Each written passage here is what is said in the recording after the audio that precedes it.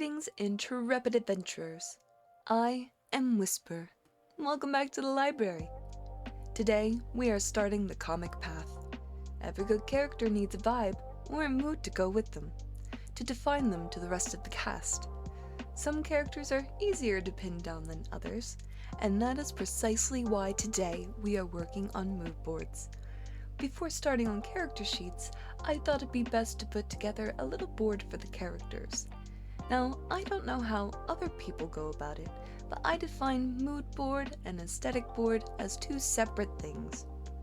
I qualify mood boards as defining the character's overall vibe, their outlook on the world, their headspace at that moment in the story, and their attitude towards themselves. While an aesthetic board covers what they look like, how they dress, if they paint their nails or have tattoos or piercings, it's how the character defines themselves through their personal expression, how they define themselves in their world. So for this, we will be popping over to Pinterest to make mood boards for my main character Lyra Lovelace and her love interest, Alcott Sinclair. I ended up starting with Alcott's first. I had a bit more of an idea for his mood board. Alcott is an immortal. He tends to do whatever he wants, whenever the mood hits. If you were to ask him how he spent his free time over the centuries, he'd tell you he's read a great deal and walked a great deal more. Alcott has a penchant for flavored cigars, smoking them so often that the scent clings to his clothes. He enjoys fine colognes and has never been known to turn down well-aged cognac. He's traveled the world, swam the English Channel, and has mastered playing oboe and piano, though his true heart lies in playing the violin. He's gone to college a few times over the centuries to get degrees in music and philosophy.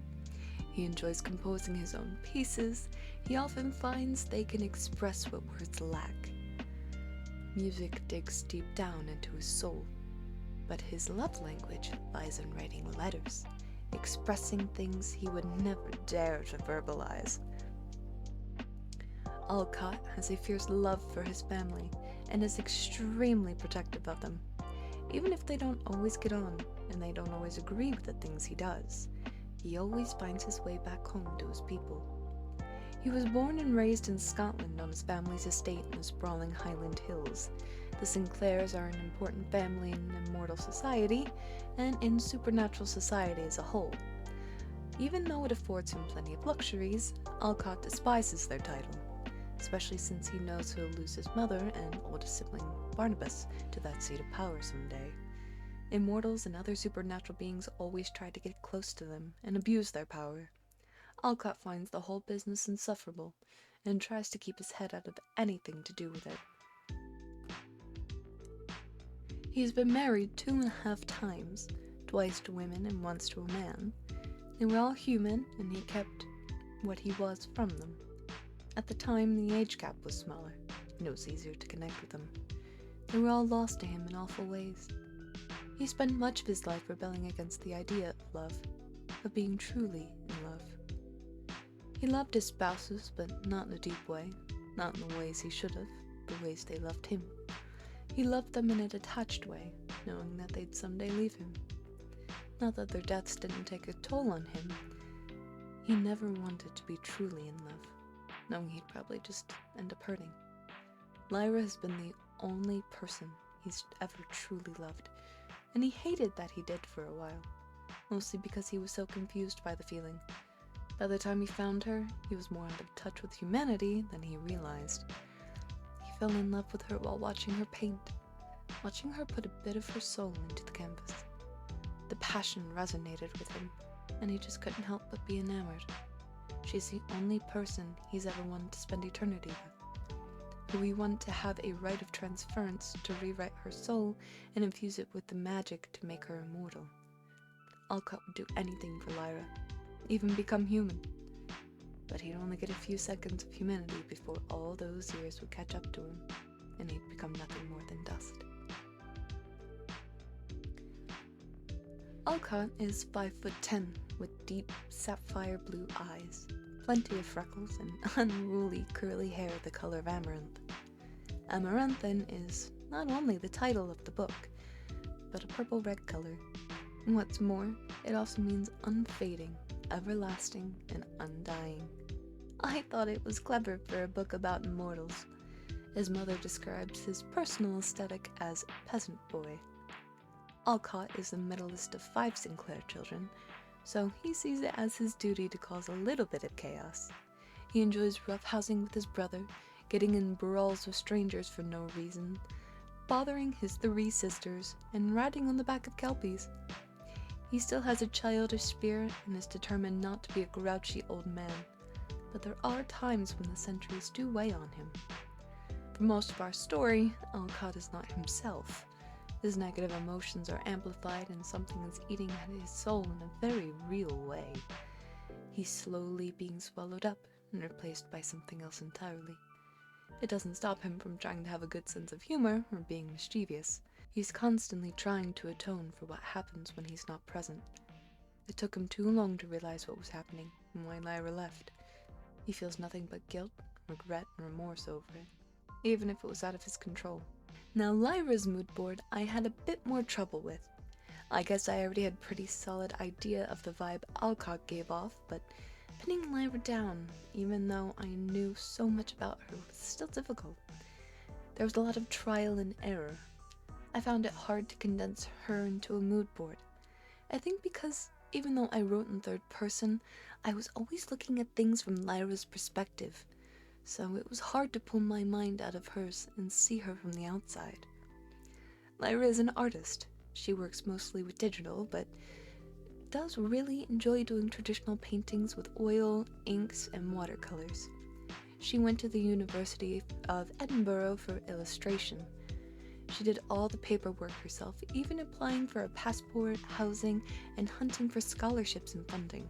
Her parents extremely disapproved of her doing anything that might take her away from the house, so she did all of it in secret. She did whatever she could to make sure she could get away from them, to find her own sense of independence and freedom. Lyra is 5'5" with dark brown eyes and wavy black hair that she's always preferred to keep short. She has sakura branches tattooed on her right shoulder, arm, and part of her chest. A bat is tattooed hanging on the left from her collarbone, and a murder of crows on her ankle. She grew up in eastern Maryland by the Chesapeake Bay.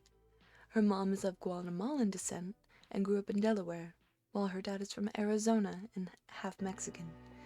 Her parents met when he went out to the University of Delaware for college. Lyra's parents had her shortly after they met. She would tell you that they had her too young and that she grew up with them. They dumped her with a babysitter first chance they could. Then, once her younger brother Simon was born, they stopped the babysitters and made her take care of him. The same thing continued when her baby sister Valerie was born. Lyra basically raised them on her own while her parents went off and lived their lives without them. Lyra was expected to drop everything she was doing if her siblings needed her. She wasn't allowed to go on overnight trips. They got her a phone so they could have her location at all times. They'd scream at her if she turned it off. They got her a junkie car to haul Simon and Valerie around with. They barely allowed her to find a job, but she was able to weasel that she needed the money for a car and gas and in case her siblings needed anything. She waited until it was the night before her flight to tell her parents she was even going to Scotland. They screamed at her a lot, and she almost didn't go, but she talked herself back into it. Her parents didn't drive her to the airport when she left. Simon, who'd just gotten his learner's permit, did. Her parents didn't speak to her for 3 months after she left. She found it strange how silent her phone was, but it was so freeing to finally be able to turn off her location, even though she felt bad leaving Simon and Valerie. She was excited to be out from under her parents' thumbs. Because of the treatment from her parents, Lyra began fighting with everyone else. As a teenager, she had a quick temper. She fought people over anything she deemed unfair and refused to allow anyone else to be treated like she was, no matter how much trouble it got her into. She's well experienced in physically fighting people and has watched plenty of self-defense and fighting videos. Once Lyra got older, and the longer she was around people who didn't treat her like a dog, she matured and realized not everything was to be argued about. She learned to pick her battles wisely, and her temper cooled off. She's still very stubborn and heavily advocates for people to speak their minds and not be doormats. Still, that doesn't stop her from seeing herself as a disappointment. It doesn't matter that she's living her dream and making art for a living, that she went to college and got a degree, or that she can fully support herself and live on her own. She always sees herself as a terrible daughter and older sister, even though Simon and Valerie absolutely adore her and look to her as more than an older sister, more like a mentor or a mother. Lyra spent much of her life protecting them from feeling the same sense of abandonment. Even when she was abroad, she talked to them often. If something big happened, they always called her first before telling their parents. It took Lyra a long time before she stopped bending over backwards for her parents, even while she was in Scotland. Alcott worked very hard to help her find a more defined sense of independence, and she helped him define his own in the new age as well. Over 7 years, Alcott and Lyra went through the ringer together. Many things happened when she was in Scotland the first time. There were things that tried to separate them, people who tried to force them apart. But they clung to each other and loved each other, and were drawn together like a pair of magnets. Lyra was very much a part of the Sinclair family. Alcott only met her family a few times, but he liked Simon and Valerie well enough. He also threatened their parents on a few occasions. Simon, being the overprotective little brother, didn't really care for Alcott, but Valerie warmed up to him quickly. They were well entwined in each other's lives, even after such a short time. Alcott swears he lived more in those few short years with her than he did in centuries. I'm so excited to share their story, which takes place 3 years after Lyra leaves Alcott in Scotland. They have such a fun relationship when everyone is in the right mind. Writing it warms my heart and brings me so much joy. I love them both so much, and I can only hope that you all will love them just as much as I do. This is how the final mood boards turned out. I have to say they both definitely suit the person, which is the point after all. But there can be a wrong way to represent your characters too. After this, on to their character sheets. I'm planning on doing mood boards for each of the main cast that I'm doing sheets for. So, be prepared.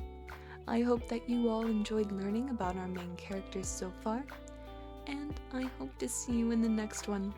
Until then, keep dreaming. Farewell.